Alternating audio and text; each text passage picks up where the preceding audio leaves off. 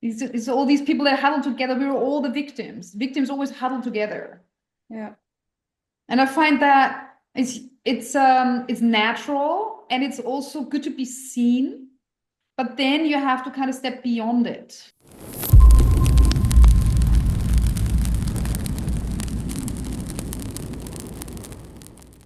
If we all go through hard times, we all know challenges make us grow, but they can also leave some marks in a good way or in a very wounded way. And many people turn their experiences into what they want to see or do in the world. But I've also met people that do that from a pretty unhealthy place. And luckily enough, I've also met people that do it they really share their experience and do something good from it without being hurt further or any of that kind. So I'm very interested in what does the process look like of knowing when you've healed enough to actually go outward and talk to others, maybe talk to others that have experienced something alike, or just making that into or turning that into purpose, if you will. Again, so many ways to answer this and so many perspectives. I think what you're describing is the wounded healer. And it's also, you know, the drama triangle? Have you heard of it? I've heard of it, but Okay, so very quickly, there's always a victim, there's always a persecutor, and there's always somebody who wants to rescue. yeah, okay. And that is basically how our society works. So at every single time we step out there, we have people feeling like the victim, feeling like the persecutor, feeling like the rescuer. And people who want to help generally step into the role of the rescuer. From initially having felt like a victim, obviously. And usually if that happens, then they point the finger at the persecutor. So first thing to recognize is, am I blaming something here or someone? Sometimes, you know, the more elegant way is not to blame a person or to blame a group of people, but rather to blame circumstances or society or culture. Like it's a little bit more abstract. It's not very often that people any longer blame a particular group of people. It's really more, the more abstract, the more elegant it looks like, but still blaming. So that would come from the wound. I'm just laughing because you're smiling. So yeah, you have some Yeah, because recognition. I recently had a conversation with my old teacher who saw me during my not so glamorous times. And it's always the first thing you're asked. Like if you tell someone about what happened to you or what hardship you went through, for in my case with eating, it's always why do you think that was? Like he actually said, who do you blame for it? A Mm, very interesting man, but time and time again, the first thing I'm asked is, why was that? yeah. Who was And it? the thing is, I mean, it's such a beautiful saying. The moment you've understood your why, to dig for more information, it's just, you don't need more detail. You found out, oh, this is how it started, and was the mindset from which that has been triggered. Mm. And the saying is, stop digging for more detail. It's just going to make you a better sufferer. And I really like that because the moment you understand, you can do something about it. You can basically get yourself out of it, or you can find more stories that have the same story. It's all these people that huddle together. We were all the victims. Victims always huddle together. Yeah. And I find that it's natural and it's also good to be seen, but then you have to kind of step beyond it Oh, yeah. because otherwise you're just circling your victimness. And I always wondered if it's a bad thing because I still, till this day, I cannot really properly answer the question. Like, of course, especially as a psychologist, like you've got ideas, but like I don't really care enough to actually go there.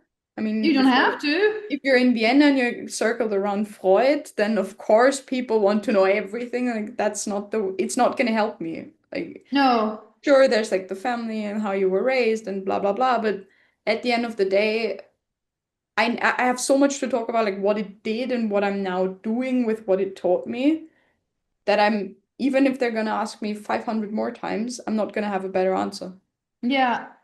And also Yeah. sometimes it comes with time, we both share a history of eating disorder. So I only recently found a new piece of information where I was like, oh, this is how, okay, and this is now why it was coming from something I do now that is totally based on a resource that I would have never had if I didn't have an eating disorder as a teenager. Mm. And so it's almost like a reverse engineering, but it's not a prodding and poking around. It's just something that eventually you just have the epiphany 20 years later. You're like, huh, oh, this is now making more sense. But this is not the deliberate looking for more stuff. Yeah. So I think that then as long as you're looking for explanations, for reasons, for all these things, you're always still in the wound.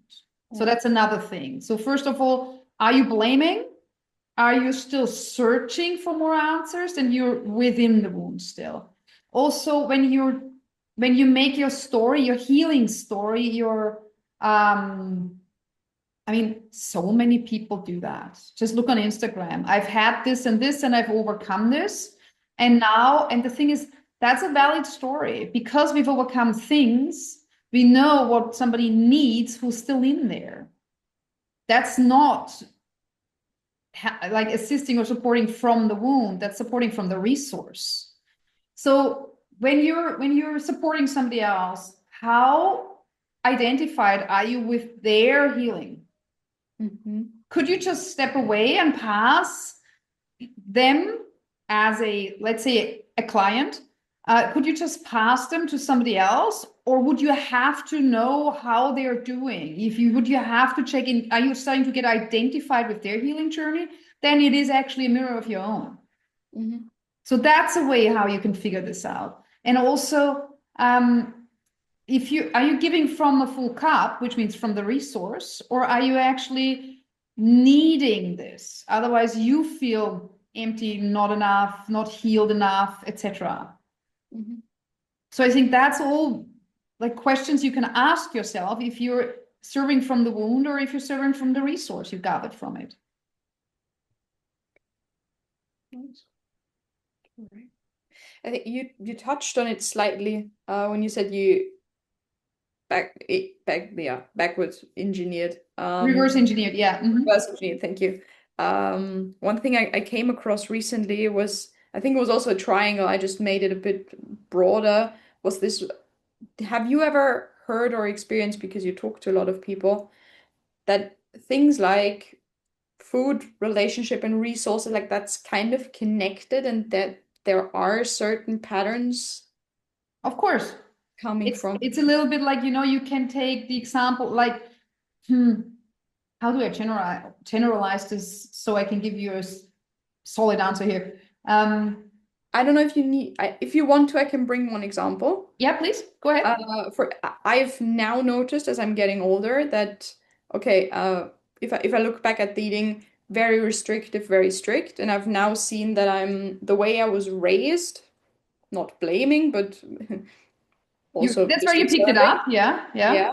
That I'm pretty much the same when it comes to anything financial, for example.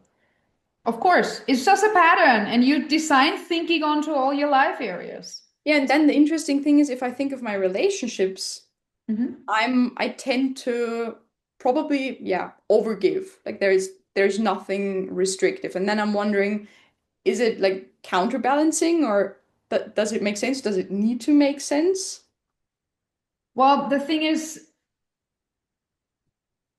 first of all, it's all a matter of control and boundaries. That's what they all have in common. And then it plays out in different life areas from the same pattern.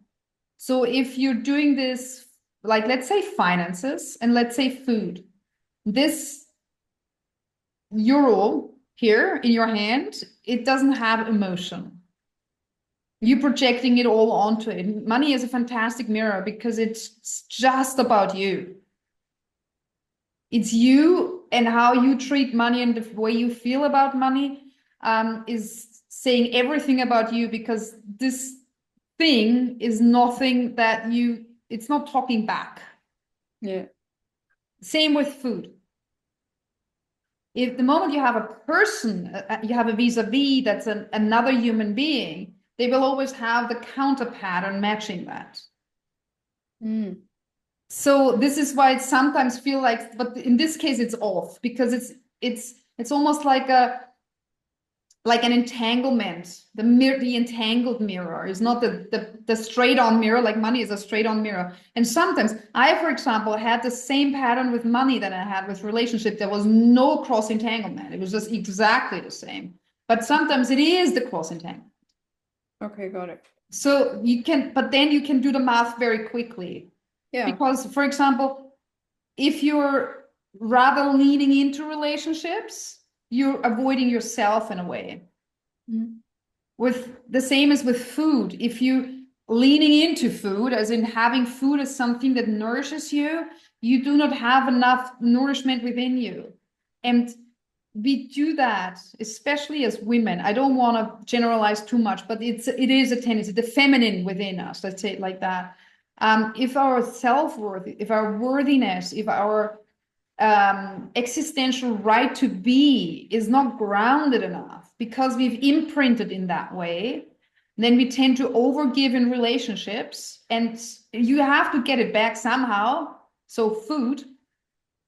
And also the thing with food, this is a biological fact. The feminine equipment, as in body, is regulating via warmth and nourishment. Yeah. The masculine equipment is regulating via contrast, stillness, emptiness, and movement, and fast movement. Ice baths. Yeah. See? So asking, like wanting food, comfort food, that's not just a stupid cliche. That's feminine nervous system.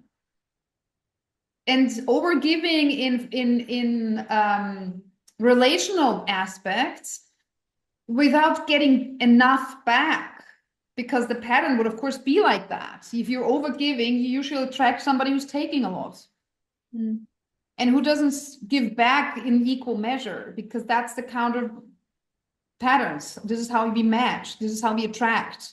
So we can learn this together. And then at some point you just have to decide, is there a healthy development? So this becomes more balanced, or is there not? If there's not, after a while, as the one who's constantly overgiving, we have to kind of start to retreat. And then, of course, we run the risk that the other person just says, but I want this, and leaves. This is usually the reason why we stick very long with partners who take a lot and not give back in equal measure. And then food is the first and ideal thing for the human nervous system, for the feminine nervous system to nourish.